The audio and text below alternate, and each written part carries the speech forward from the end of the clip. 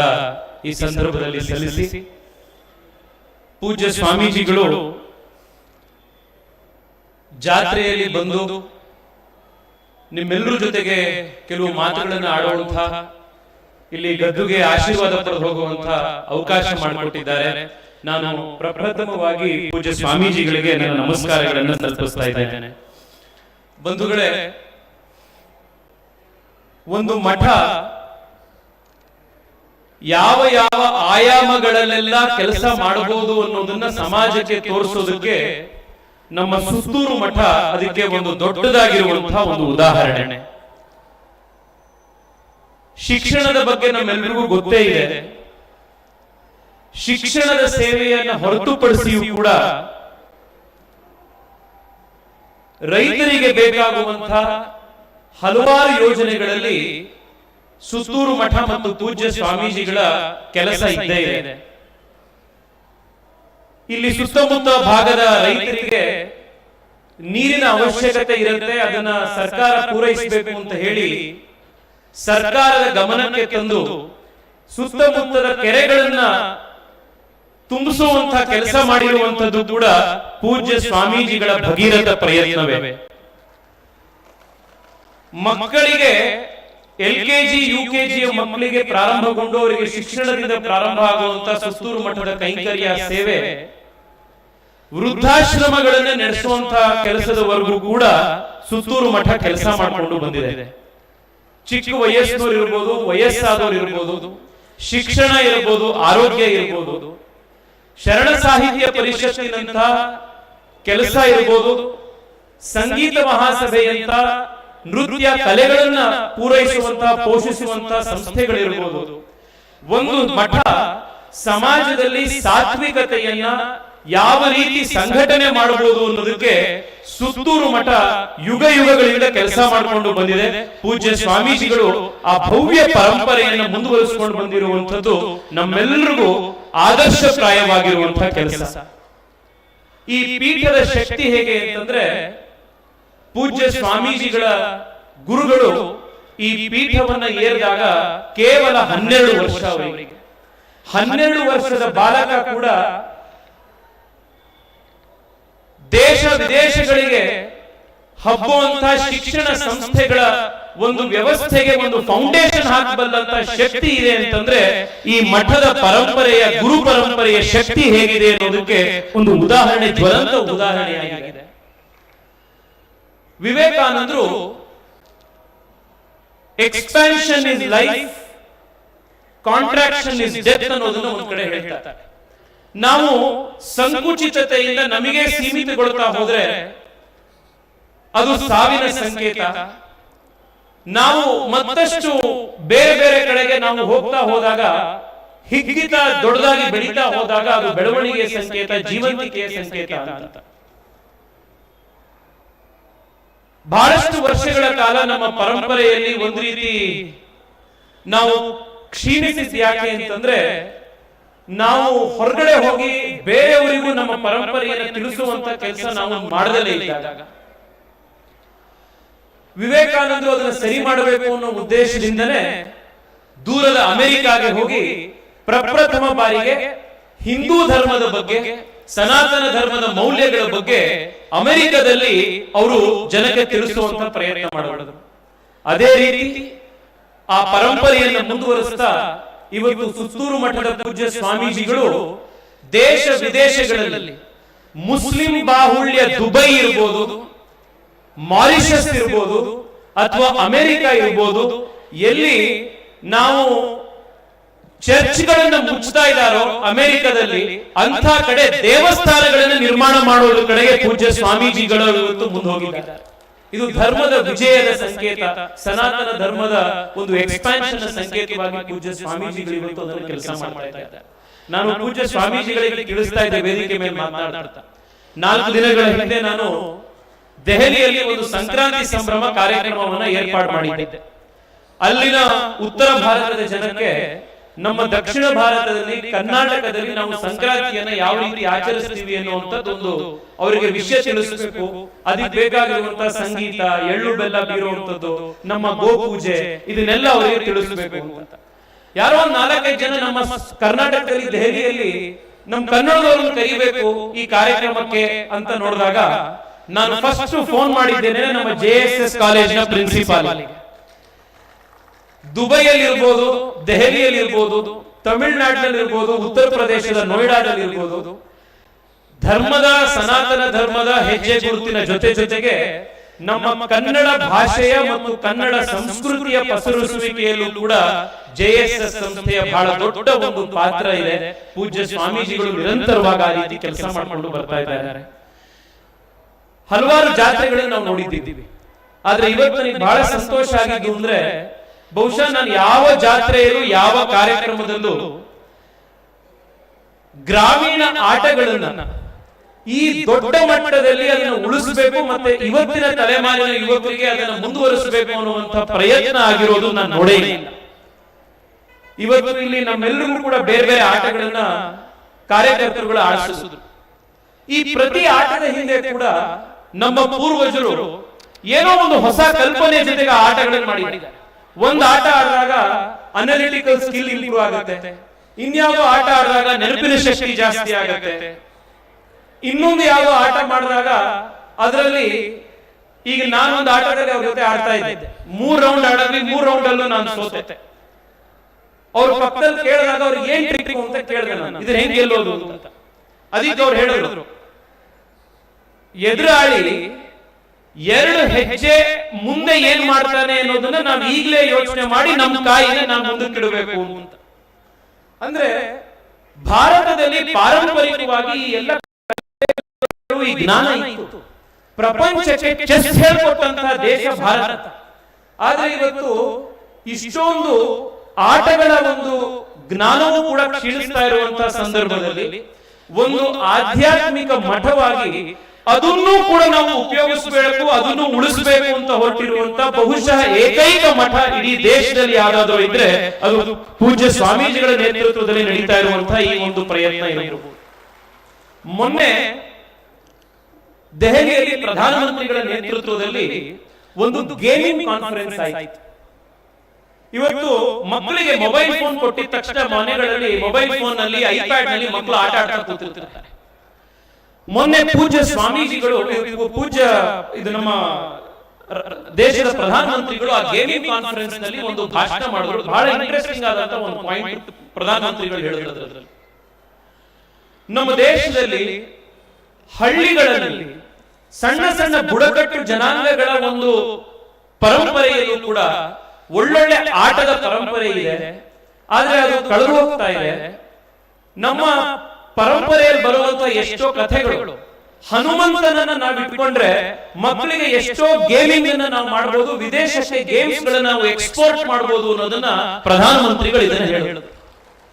ಬಹುಶಃ ಪ್ರಧಾನಮಂತ್ರಿಗಳ ಗಮನಕ್ಕೆ ಸುತ್ತೂರು ಮಠದ ಈ ಜಾತ್ರೆಯಲ್ಲಿ ನಡೆಯುವಂತಹ ಈ ವಿನೂತನ ಪ್ರಯತ್ನ ಪೂಜ್ಯ ಸ್ವಾಮೀಜಿಗಳ ನೇತೃತ್ವದಲ್ಲಿ ಆಗ್ತಾ ಇರುವಂತದ್ದು ನಾವು ಮತ್ತಷ್ಟು ಅವರ ಗಮನಕ್ಕೆ ತರಬೇಕಾಗಿದೆ. ನಾನಾಗ್ಲಿ, ಶೋಭಾ ಕರಂದ್ಲಾಜೆ ಅವರಾಗ್ಲಿ, ಬಸವರಾಜ ಬೊಮ್ಮಾಯಿ ಸಾಹೇಬರಾಗ್ಲಿ, ನಾವೆಲ್ಲರೂ ಕೂಡ ಪ್ರಧಾನಮಂತ್ರಿಗಳಿಗೆ ಕೇವಲ ಗ್ರಾಮೀಣ ಕ್ರೀಡೆಗಳನ್ನ ಉಳಿಸಲಿಕ್ಕೆ ಸುತ್ತೂರು ಮಠ ಮಾಡ್ತಾ ಇರುವಂತಹ ಈ ಪ್ರಯತ್ನವನ್ನ, ಪೂಜ್ಯ ಸ್ವಾಮೀಜಿಗಳ ಪ್ರಯತ್ನವನ್ನ ಪ್ರಧಾನಮಂತ್ರಿಗಳಿಗೆ ಈ ಬಜೆಟ್ ನ ಸೆಷನ್ ಸಂದರ್ಭದಲ್ಲಿ ತರ್ತೀವಿ.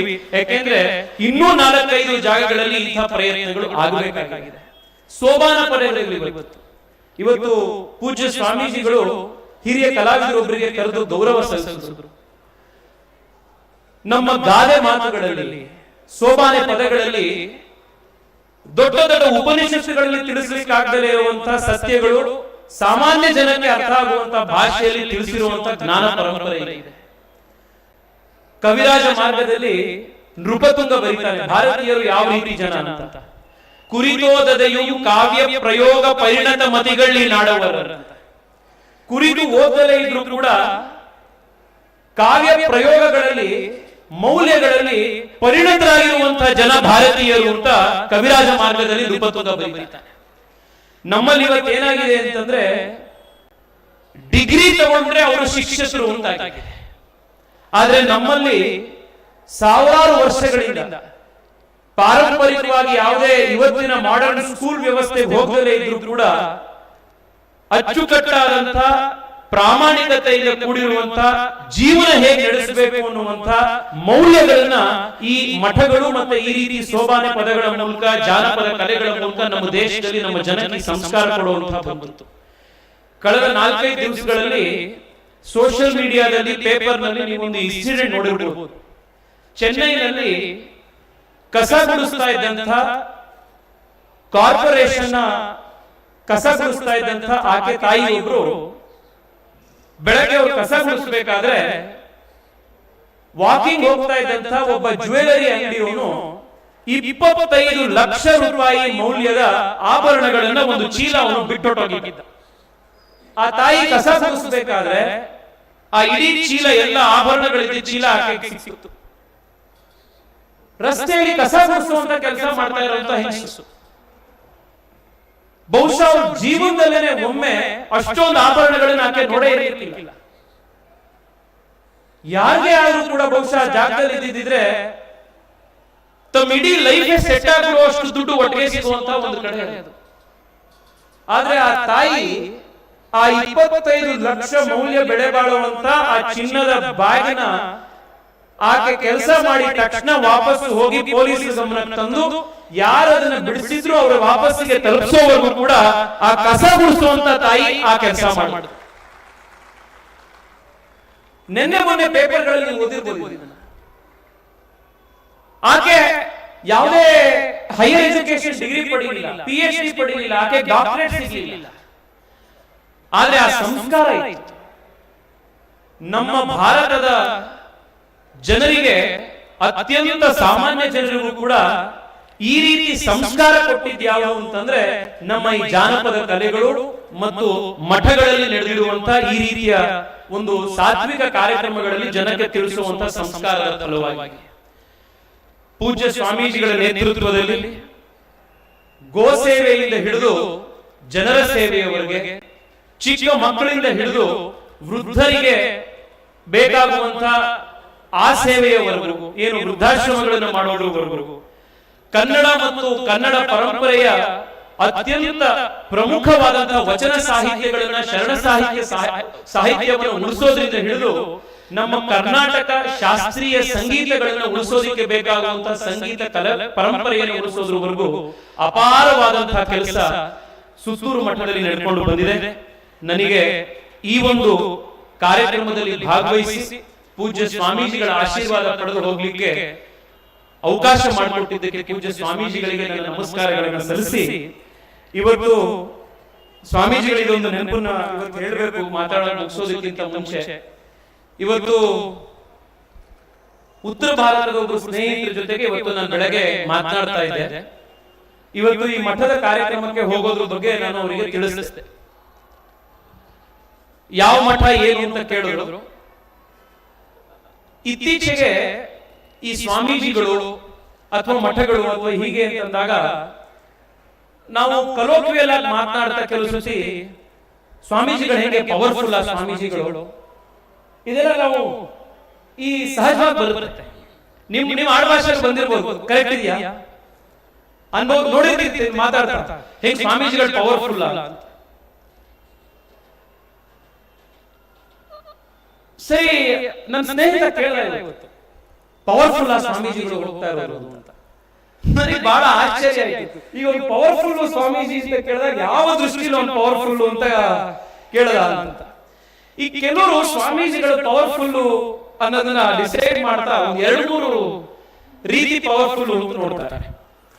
ಒಂದು, ಸ್ವಾಮೀಜಿಗಳು ಮಾತಾಡಿದ್ರೆ ಮುಖ್ಯಮಂತ್ರಿಗಳು, ಪ್ರಧಾನಮಂತ್ರಿಗಳು, ಇದರ ಅಧಿಕಾರದಲ್ಲಿರುವಂತಹ ರಾಜಕಾರಣಿಗಳು ಇವರೆಲ್ಲರೂ ಬಂದು ಹೋಗ್ತಾರ, ಅವರೆಲ್ಲ ಬಂದೋದು ಅಂದ್ರೆ ಪೂಜ್ಯ ಸ್ವಾಮೀಜಿಗಳು ಪವರ್ಫುಲ್ ಸ್ವಾಮೀಜಿ, ನಮ್ಮ ಸ್ವಾಮೀಜಿ ಅಲ್ಲ, ಚಪ್ಪಾಳೆ ಹೊಡಿಬೇಡಿ ಹೇಳ್ತೀನಿ. ಇನ್ನೊಂದು ಯಾವುದು ಅಂತಂದ್ರೆ, ಈ ಸ್ವಾಮೀಜಿಗಳ ಹತ್ರ ಹೋದ್ರೆ ಈ ಕೆಲವರು ಹೇಳ್ತಾರೆ, ಪವಾಡ ಸರ್ ಸ್ವಾಮೀಜಿ, ಏನು ಅವ್ರು ಎದುರುಗಡೆ ಬಂದ್ರೆ ಸಾಕು, ಇನ್ನು ನಾವು ಅವ್ರ ಹತ್ರ ಕೂತೇ ಇಲ್ಲ, ನಮ್ಮ ತಾಯಿಗೆ ಇದ್ದಿದ್ದು ಕಾಲು ನೋವು ಬಗ್ಗೆ ಅವರು ಸ್ವಾಮೀಜಿ ಗೊತ್ತಾಗೋಯ್ತು, ಸ್ವಾಮೀಜಿ ಹತ್ರ ನಾವಿನ್ನೂ ಮಾತಾಡೇ ಇಲ್ಲ, ನಮ್ಗೆ ಇದ್ದಿದ್ದು ಕಷ್ಟ, ನಮ್ದು ಯಾವ್ದೋ ಜಮೀನ್ ಯಾವ್ದೋ ತಾಪತ್ರೆ ಇತ್ತು, ಪಕ್ಕದವ್ರು ಗಲಾಟೆ, ಅದನ್ನೆಲ್ಲ ಸ್ವಾಮೀಜಿ ಮಗ ನೋಡಿದ ತಕ್ಷಣ ಹೇಳ್ಬಿಟ್ರು. ನೋಡಿದ ತಕ್ಷಣ ಪವಾಡ ಸ್ವಾಮೀಜಿ ಅಂತ. ನನಗೆ ಇವತ್ತು ಬೆಳಗ್ಗೆ ಮಾತಾಡಿದ ಸ್ನೇಹಿತ ಎರಡನ್ನೂ ಕೇಳಲ್ಲ. ಇವತ್ತು ಹೋಗ್ತಿರುವಂತ ಸ್ವಾಮೀಜಿ ಪವರ್ಫುಲ್ ಇದೆಲ್ಲ ಮಾಡ್ತಾರ ಅಂತ. ಬಹಳ ಆಶ್ಚರ್ಯ ಆಗಿದೆ ಏನು ಅಂತಂದ್ರೆ, ನಾವು ಸ್ವಾಮೀಜಿಗಳನ್ನ ಇವತ್ತು ಪವರ್ಫುಲ್ ಅನ್ನುವಂತ ಅಥವಾ ಪವಾಡ ಅನ್ನೋದು ನಾವು ಯಾವುದು ಅಂತ ಕನ್ಸಿಡರ್ ಮಾಡ್ಬಿಟ್ಟಿದೀವಿ ಅಂತ. ನನಗೆ ಇವತ್ತು ಬಹಳ ಸಂತೋಷ ಏನು ಅಂತಂದ್ರೆ, ಸುತ್ತೂರು ಮಠದಲ್ಲಿ ವೈಜ್ಞಾನಿಕವಾಗಿ ನೀವು ಎಕ್ಸ್ಪ್ಲೈನ್ ಮಾಡಕ್ ಆಗದಲೇ ಇರುವಂತಹ ಯಾವ ಪವಾಡವೂ ಇಲ್ಲಿ ನಡೆಯೋದಿಲ್ಲ. ಇಲ್ಲಿ ನಡೆಯುವಂತಹ ಪವಾಡ ಯಾವುದು ಅಂತಂದ್ರೆ, ಅತ್ಯಂತ ಕಡು ಬಡತನದಲ್ಲಿ ಹುಟ್ಟಿರುವಂತಹ ಮಗು ಕೂಡ ಇಲ್ಲಿಗೆ ಬಂದ್ರೆ ಅವನನ್ನ ವಕೀಲನಾಗೋ ವೈದ್ಯನಾಗೋ ದೇಶಕ್ಕೆ ಬೇಕಾಗುವಂತಹ ಒಬ್ಬ ಸಜ್ಜನನಾಗಿ ಮಾಡುವಂತಹ ಒಂದು ವ್ಯವಸ್ಥೆ ಇದೆಯಲ್ಲ, ಅದು ಇಲ್ಲಿ ನಡೆಯುವಂತಹ ಪವಾಡ. ಪೂಜ್ಯ ಸ್ವಾಮೀಜಿಗಳು ಕರೆದ್ರೆ ಪ್ರಧಾನಮಂತ್ರಿಗಳು ಬರ್ತಾರೆ.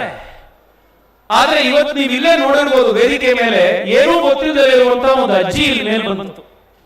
ಈ ಸಣ್ಣ ಸಣ್ಣದಲ್ಲಿ ದೊಡ್ಡತನ ಕಾಣುವಂಥದ್ದು ನಿಮಗೆ ಎಷ್ಟು ಜನ ಗಮನಿಸಿದ್ರು ನೋಡ್ಲಿಲ್ಲ ನಾನು. ಆದ್ರೆ ಕಾರ್ಯಕರ್ತರು ಹೋದ್ರು, ಆ ಅಜ್ಜಿ ಕೈ ಹಿಡಿದು ಆ ಅಜ್ಜಿ ಕ್ಲೀನಾಗಿ ವಾಪಸ್ ಹೋಗೋವರೆಗೂ ಗೌರವದಿಂದ ಅಜ್ಜಿಯನ್ನು ಕೂರಿಸಿದ್ರು. ಇದು ಇಲ್ಲಿ ನಡೆಯುವಂತಹ ಪವಾಡ. ಪ್ರಧಾನಮಂತ್ರಿಗಳು ಬಂದಾಗ, ಮುಖ್ಯಮಂತ್ರಿಗಳು ಬಂದಾಗ ಗೌರವದಿಂದ ಎಲ್ಲ ಕಡೆ ನೋಡ್ತಾರೆ. ಏನೂ ಬ್ಯಾಕ್ ಗ್ರೌಂಡ್ ಇಲ್ಲದೆ ಇರುವಂತ ಅತ್ಯಂತ ಬಡವೊಬ್ಬ ಕಡೆ ಬಂದಾಗ ಅವನು ಹೇಗೆ ನೋಡ್ತಾರೆ ಅನ್ನುವಂಥದ್ದು ಪವಾಡ. ಇವತ್ತು ರಾಘವೇಂದ್ರ ರಾಯರು ಮಾತನಾಡ್ತಾ ಹೇಳಿದ್ರು, ಇವತ್ತು ನಾನು ಬೇರೆ ದೇಶ ವಿದೇಶಗಳಿಗೆ ಇವತ್ತು ಏರೋಸ್ಪೇಸ್ ನಲ್ಲಿ ಡಿಫೆನ್ಸ್ ನಲ್ಲಿ ನಾನು ಎಕ್ಸ್ಪೋರ್ಟ್ ಮಾಡ್ತಾ ಇದ್ದೀನಿ ಅಂತಂದ್ರೆ, ನಾನಿವತ್ತು ಪಂಕ್ಚುಯಾಲಿಟಿ ಕಲ್ತಿದ್ದೀನಿ ಅಂತಂದ್ರೆ ಅದು JSS ನಲ್ಲಿ ಕಲ್ತಿದ್ದೀವಿ ಅಂತ. ಅದು ಪವಾಡ. ಒಬ್ಬ ಪೂಜ್ಯ ಸ್ವಾಮೀಜಿಗೆ ಒಂದು ಮಠಕ್ಕೆ ಬಹುಶಃ ಪ್ರಧಾನಮಂತ್ರಿಗಳು ಮುಖ್ಯಮಂತ್ರಿ ಆಗಿದ್ದಂತಹ ಸಂದರ್ಭದಲ್ಲಿ, ಅಂದ್ರೆ ಒಂದು 15-16 ವರ್ಷದ ಹಿಂದೆ ಪೂಜ್ಯ ಸ್ವಾಮೀಜಿಗಳ ನೇತೃತ್ವದಲ್ಲಿ ಕರ್ನಾಟಕದ ಎಲ್ಲಾ MLAಗಳು MLCಗಳಿಗೆ 3 ದಿವಸದ ಒಂದು ವರ್ಗ ಮಾಡಿ ಯಾವ ರೀತಿ ಜನರ ಜೊತೆಗೆ ನೀವು ಚೆನ್ನಾಗಿ ಕೆಲಸ ಮಾಡಬೇಕು ಅನ್ನುವಂತ ಕೆಲಸವನ್ನ ಮಾಡಿದಂತ ಶಿಬಿರ ಮಾಡಿದಂತ ಬಹುಶಃ ಏಕೈಕ ಮಠ ರಾಜ್ಯದಲ್ಲಿ ಇತ್ತು ಅಂತಂದ್ರೆ ಸುತ್ತೂರು ಮಠ ಇರಬಹುದು. ಇದು ಇಲ್ಲಿ ನಡೆಯುವಂತಹ ಪವಾಡ. ಆದ್ರಿಂದ ನಾನು ಇದನ್ನ ಇವತ್ತು ನನ್ನ ಸ್ನೇಹಿತರಿಗೆ ಫೋನ್ ಮಾಡಿ ಹೇಳಿದೆ. ಇವತ್ತು ಬೆಳಗ್ಗೆ ಮಾತನಾಡ್ತಾ ಸುತ್ತೂರು ಮಠದಲ್ಲಿ ಪವರ್ಫುಲ್ ಸ್ವಾಮೀಜಿ ಏನು ಅಂತಂದ್ರೆ, ಬಡತನದಲ್ಲಿರುವಂತಹ ದಟ್ಟ ದರಿದ್ರದಲ್ಲಿರುವಂತಹ ಒಬ್ಬ ವ್ಯಕ್ತಿಯ ಜೀವನ ನಿರ್ಮಾಣ ಮಾಡುವಂತಹ, ಲಕ್ಷಾಂತರ ಜನಕ್ಕೆ ಅಕ್ಷರ ಮತ್ತು ಅನ್ನದ ದಾಸೋಹ ಮಾಡಿಕೊಡುವಂತಹ ಪವಾಡ ನಡೆಯುವಂತಹ ಮಠ ನಮ್ಮ ಕರ್ನಾಟಕದ್ದು ಈ ಸುತ್ತೂರು ಮಠ.